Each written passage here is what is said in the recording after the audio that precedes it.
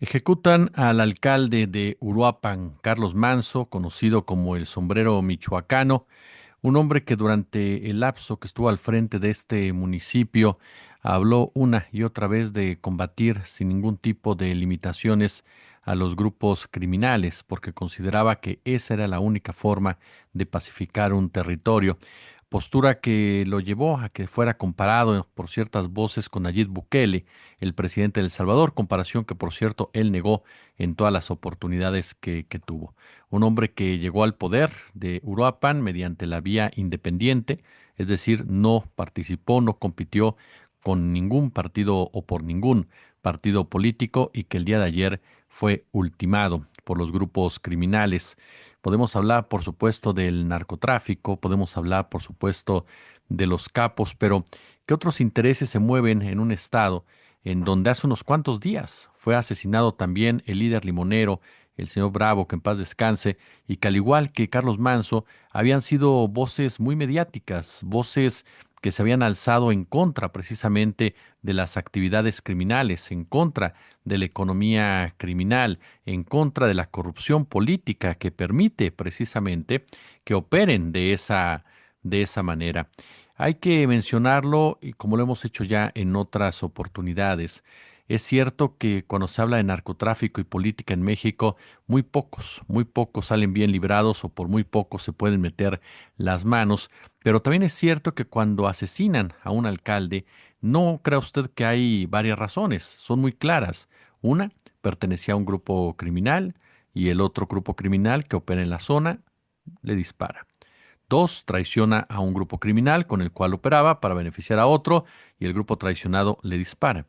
O bien, no está con ningún grupo criminal y por lo mismo tienen que hacerlo a un lado. Son las tres razones, las únicas tres razones por las cuales un alcalde en este país es asesinado por la delincuencia organizada. Pero vayamos por partes, por supuesto, porque queda claro que después de lo sucedido con el líder limonero, y ahora con Carlos Manso, hay un mensaje del crimen organizado, hay un mensaje de la economía criminal. No alces la voz, no te atrevas a denunciar, no te atrevas a decir lo que está pasando en Michoacán, una entidad que el señor Ramírez Bedoya, actual gobernador, me parece que ha dejado en claro está rebasado, como otros gobernadores de Michoacán, el caso de Silvano Aureoles, el caso de Jesús Reina, el caso de Vallejo, en fin, podemos ir repasando los gobernadores de Michoacán de los últimos 40 años a la fecha y ninguno ha tenido la capacidad realmente para poder enfrentar a este flagelo, sobre todo a partir de la bendita guerra contra las drogas del 2006 a la fecha, la situación en Michoacán se fue profundizando aún más y hay razones que nos ayudan a entender el por qué los gobernadores terminan convirtiéndose en figuras de aparador cuando se topan con este tipo de realidades. Pero vayamos uno por uno, por supuesto. A ver, ¿qué fue lo que pasó? ¿Qué fue lo que sucedió? Para que usted, si no sabe, tenga el contexto adecuado. El presidente municipal de Uruapan, Carlos Manso, fue asesinado a balazos durante un evento público este sábado en una región que es azotada por la violencia ligada al crimen organizado. Michoacán es un estado, usted lo sabe muy bien, que tiene el tamaño de Costa Rica, que se ubica en el Pacífico o con costa en el Pacífico y es un importante productor de aguacate, principalmente de exportación hacia Estados Unidos y de otros frutos, por supuesto, como el limón. La víctima era alcalde de Uruapan, ¿no? Epicentro de la exportación de aguacate. No dejemos de lado este punto. Uruapan es el epicentro de la exportación de aguacate hacia Estados Unidos. Se envían toneladas del fruto cada año antes del famoso supertazón. Los aguacateros son otro de los sectores controlados por la economía criminal o en disputa constante con la economía criminal, lo mismo que los limoneros. Por eso me llama la atención que dos personajes tan vinculados al tema aguacate-limón sean ultimados de esta manera y con esta violencia. Fueron detenidas dos personas involucradas en los hechos y uno de los agresores perdió la vida. El Estado se ha visto asolado por años de violencia, violencia, le reitero, ligada al crimen organizado. cuyas bandas pues suelen extorsionar a productores, lo que motiva que miembros del gremio decidieran conformar en su momento grupos de autodefensa armados, grupos de autodefensa que el gobierno de Enrique Peña Nieto contaminó, pervirtió, eh, infiltrándolos con delincuentes, infiltrándolos con policías, infiltrándolos con grupos de contrainteligencia, infiltrándolos con grupos paramilitares para después presentarlos como grupos que se habían desviado del camino, cuando en realidad lo que se hizo fue atacar a la población civil que se había levantado en armas en contra de la delincuencia organizada. ¿Y por qué se hizo esto? Tendremos que preguntarnos de entrada, ¿no? Cuando el gobierno tendría que respaldar en un momento dado a las personas que están luchando por su territorio, tendría que cuidarlas y sin embargo no lo hizo. ¿Por qué razón? Porque el Estado es el criminal en ese momento, porque el gobierno de Enrique Peña Nieto era parte de toda una estructura criminal.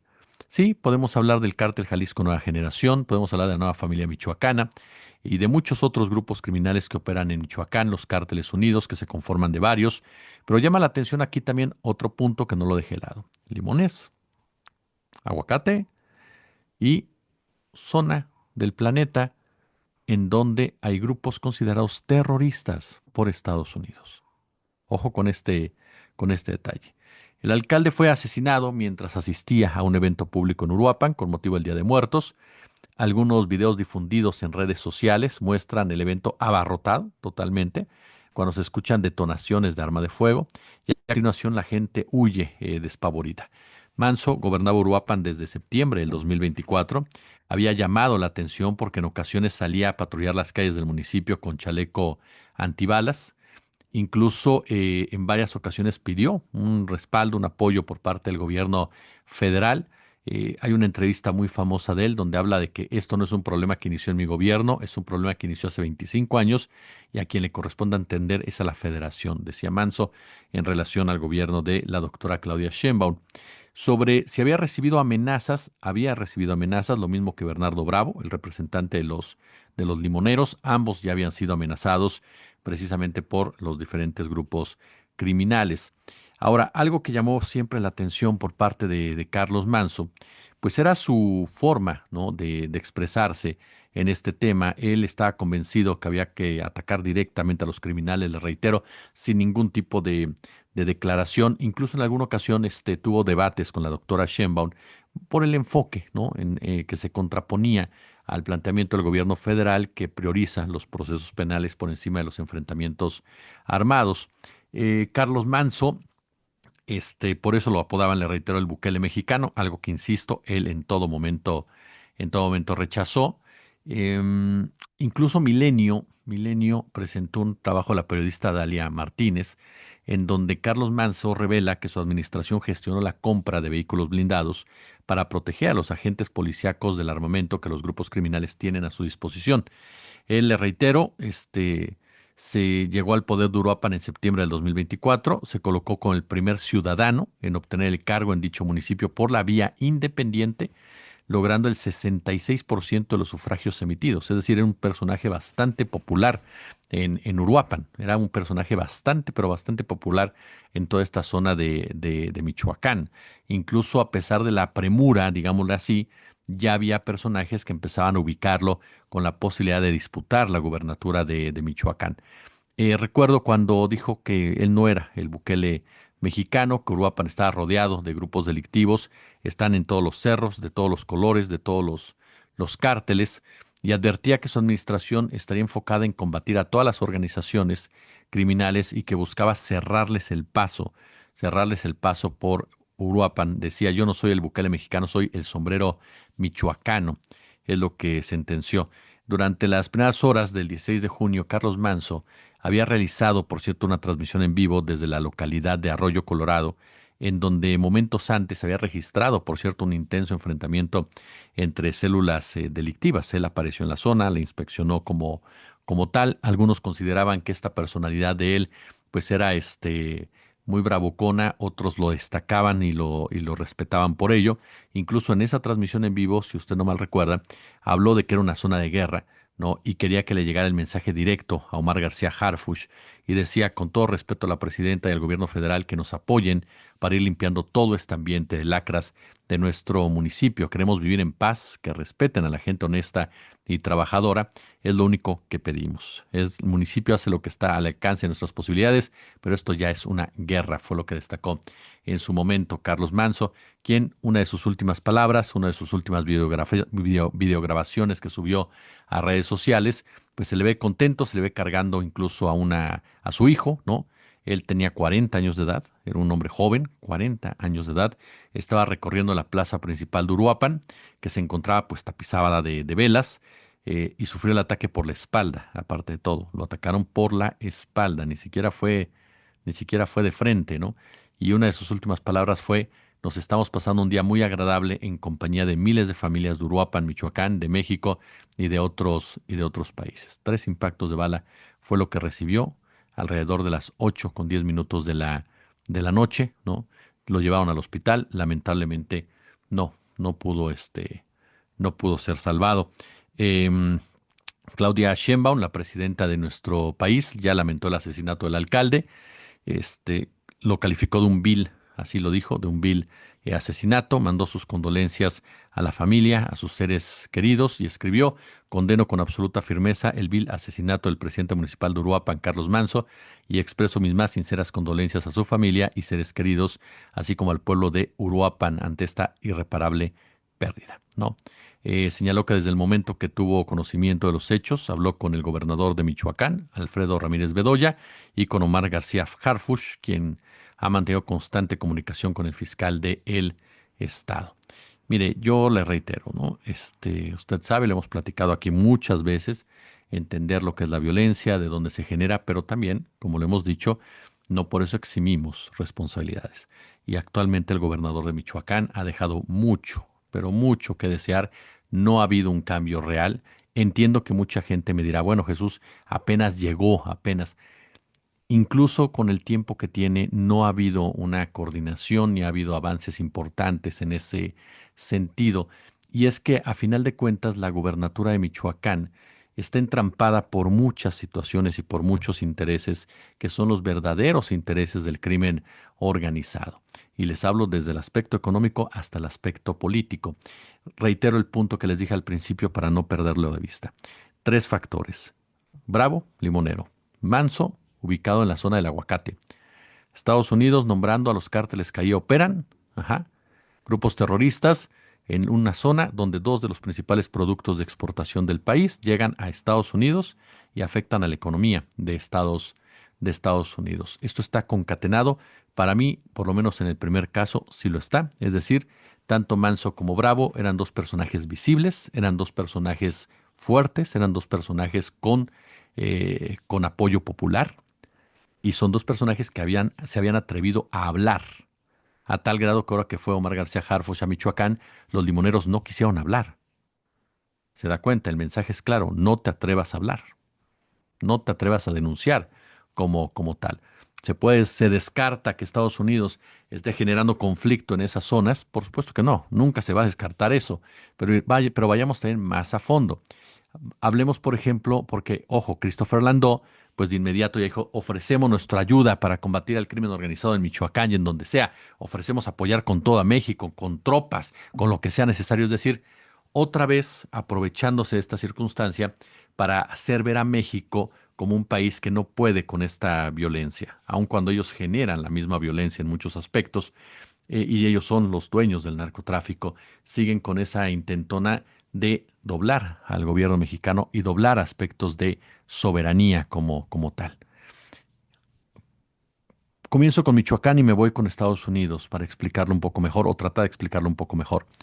Michoacán no es cualquier estado en el mapa del narcotráfico mexicano. Es quizás el laboratorio original donde el crimen organizado, el poder político local y la economía ilegal aprendieron precisamente a convivir, a entrelazarse, a sobrevivir bajo cualquier bandera, a ser uno mismo, en pocas palabras. Su historia, su geografía, su riqueza natural, su puerto, hablo de Lázaro Cárdenas, lo convirtieron en un punto neurálgico de disputa, y no solo entre cárteles. Los cárteles, a final de cuentas, son operadores, insisto, sino entre facciones de poder económico, político, militar, que han aprendido a coexistir en una especie de pacto que mantiene al Estado en una violencia crónica y estructural. Michoacán es en sí mismo una metáfora como tal, un territorio de inmensa riqueza, habitado por comunidades profundas, con una historia de resistencia, de dignidad, pero sometido, agredido a un sistema de cacicazgos, de poderes paralelos que lo han usado como feudo. Desde la meseta purépecha hasta la costa del Pacífico, Michoacán es un mosaico de regiones aisladas y a la vez interconectadas. Sus montañas, sus selvas, sus caminos sinuosos han sido durante décadas rutas naturales para el contrabando, primero de madera, luego de minerales, de armas, después ya de drogas, de químicos, de precursores. La sierra que conecta a Patzingán con Aguililla, Cualcomán, perdón, y Tepalcatepec, el llamado Triángulo de Oro del Pacífico, es una zona de difícil acceso, ¿sabe? Que ha funcionado como un santuario de los grandes grupos criminales, pero también de los grandes caciques políticos, que son los que mandan realmente en este negocio. Desde ahí se controla la producción de drogas sintéticas, la tala clandestina, la minería ilegal, la extorsión agrícola. Los caciques son los que han tenido control del territorio durante muchos años y un peso político, un peso económico, un peso militar, porque están vinculados con esas tres ramificaciones. Michoacán no solo produce, sino exporta. ¿Por qué? Porque tiene salida al mar, tiene conexión en el Bajío Industrial y un corredor carretero que enlaza a Colima, a Jalisco, a Guerrero, al Estado de México. Por eso, dominar Michoacán es dominar un nudo logístico estratégico completamente para nuestro país. En el caso del puerto de Lázaro Cárdenas, es quizá la joya de la corona, con una infraestructura capaz de recibir megabuques, su relevancia comercial pues lo ha convertido en el centro de entrada de mercancías legales y de todo tipo de contrabando. Durante años los cárteles utilizaron sus muelles para introducir precursores químicos procedentes de Asia, esenciales, por supuesto, en la producción de metanfetaminas. Las empresas criminales, no cárteles, son los que lo han utilizado. Cuando el Estado mexicano militarizó el puerto en 2013, no solo se descubrió una red de corrupción local, sino también el grado en que las organizaciones criminales habían penetrado la economía portuaria, sindicatos, empresas de transporte, aduanas, autoridades locales. Lázaro Cárdenas no era solo un punto logístico, era un sistema económico criminal perfectamente articulado. Ajá, el control del puerto otorgaba no solo dinero, sino poder político, y desde allí se financiaban campañas locales, se compraban lealtades, se tejían alianzas con caciques regionales que garantizaban la protección y, por supuesto, el silencio. Esa militarización no sirvió absolutamente para nada. El puerto de Lázaro Cárdenas continuó, por supuesto, con esta putrefacción, ajá, a tal grado que ahora también se sabe de la participación activa de militares en todo lo que es, y de generales sobre todo, en todo lo que es esa región y la investigación que hay sobre el regimiento militar de esa zona. En Uruapan, la capital mundial del aguacate, es otro epicentro. Su riqueza agrícola, basada en el llamado oro verde, lo ha convertido en un botín muy codiciado por grupos criminales que extorsionan, secuestran, incluso administran huertos completos. La ironía es brutal, si me lo permite. Una de las regiones más productivas del país, exportadora al mundo, vive bajo una economía del miedo. Ajá. Los grupos criminales, las empresas criminales cobran cuotas por cada hectárea sembrada, por cada camión que sale al extranjero, controlan los insumos, la maquinaria y hasta las certificaciones. En Uruapan, el narco no solo controla la droga, no es solamente un asunto de droga, y eso es lo que me interesa mucho explicar. No es un asunto solamente de droga en Michoacán, es un asunto territorial, ¿me entiende? Controlan la economía formal. Es una forma de criminalidad corporativa lo que se vive en Michoacán, en donde el terror funciona como mecanismo de regulación económica. Por eso el gobernador muchas veces pasa a ser una figura decorativa. No es casualidad que en sus calles aparezcan cuerpos colgados o narcomensajes públicos. Son la demostración de autoridad de un poder que no necesita leyes sino miedo, y que durante el sexenio de un presidente michoacano Se profundizó con mucho, pero con mucho mayor ahínco el caso de Felipe Calderón. Ahora, el crimen organizado no se impuso de la nada. Hagamos historia. Lo hizo sobre un terreno abonado por décadas de cacicazgos políticos y económicos, que hicieron del Estado su propiedad privada. Por eso les digo, no se trata del Mencho, no se trata de Papá Pitufo, no se trata de de la Tuta, no se trata del Chango Méndez, no se trata del más loco, no se trata de los Viagras, no, se trata de caciques, ajá, de familias políticas, de apellidos de abolengo en Michoacán, como los Calderón, los Vallejo, los Reina, ajá. En Michoacán durante años los caciques rurales, los líderes sindicales, los empresarios de la madera, por ejemplo, los exportadores, los viejos políticos del PRI y del PRD, gobernaron como feudos, eran dueños de feudos. Algunos se enfrentaban, otros pactaban, pero todos tenían control de sus diferentes grupos criminales a los que ahora llamamos cárteles. Ujú. Todos tenían la lógica del control territorial en donde se sembraba la droga, en donde entraba la droga. El crimen organizado, ajá, entendámoslo, no destruyó ese sistema, lo heredó, en pocas palabras. Los nuevos jefes de plaza simplemente reemplazaron a los viejos, los jóvenes caciques, los jóvenes patrones locales. Mantienen la estructura vertical, la disciplina y el control social. Ajá. Los caciques de la actualidad sobrevivieron, digámosle así, cuando se asociaron con los nuevos grupos criminales, con los empresarios, con los generales. Ajá. Algunos fueron desplazados o asesinados, porque entonces tuvo mayor presencia del cártel Verde Olivo y del cártel económico. Pero esos caciques se pusieron también al nivel y se pusieron a la cabeza porque tenían el poder político. El poder en Michoacán siempre ha sido territorial, territorial. Quien controla el municipio, controla la economía local, controla la policía, controla las tierras, controla el presupuesto. Esa lógica explica por qué los municipios son las piezas más vulnerables del Estado mexicano. En Michoacán, cada presidencia municipal puede ser un pequeño reino o un verdadero infierno, dependiendo de lo que le decía al principio. Ahora, Michoacán fue cuna de movimientos sociales, el cardenismo, las luchas agrarias, los movimientos estudiantiles. Sin embargo, con el paso del tiempo, esas fuerzas se diluyeron en la corrupción institucional, en la cooptación política. Hay normales rurales, hay una normal rural y también ha sido atacada. Las autodefensas surgieron en 2013 en un intento popular por romper ese yugo caciquil, criminal. Ajá, pero fueron infiltradas, fueron desarmadas, fueron absorbidas por los mismos poderes que decían, ajá, combatir. Mataron a los líderes verdaderos, los hicieron a un lado, cooptaron esos grupos y el Estado, en ese momento gobernado por Peña Nieto, respaldó esas estrategias de los caciques para destruir a las autodefensas y que entonces fueran suplantados por grupos criminales que están relacionados con esos poderes fácticos que le digo y que se hicieron pasar entonces ellos como autodefensas. Hoy el Estado no gobierna, se negocia. La violencia no es un accidente, es un sistema de control. El miedo es una moneda y la justicia un lujo. En Michoacán, la economía criminal no se limita al narcotráfico, como le digo. Es una red que incluye el cobro de piso, la tala ilegal, la minería, el robo de combustible, el control del mercado, el tráfico de personas, bueno, hasta el manejo de los programas sociales.